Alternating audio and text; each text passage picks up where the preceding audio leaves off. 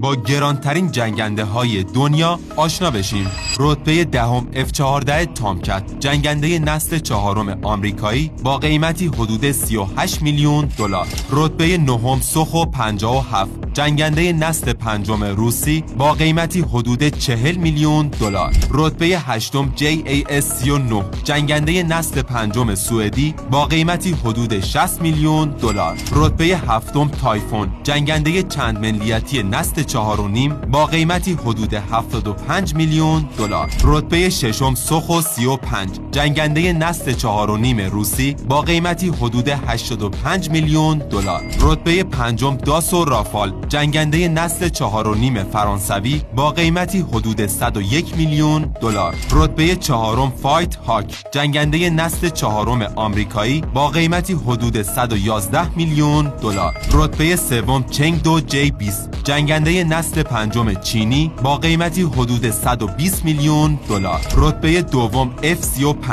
جنگنده نسل پنجم آمریکایی با قیمتی حدود 130 میلیون دلار. رتبه اول هم پادشاه آسمان ها F-22 رپتور، جنگنده نسل پنجم آمریکایی با قیمتی حدود 150 میلیون دلار. حالا شما بگید به نظرتون کدومش از همه ترسناک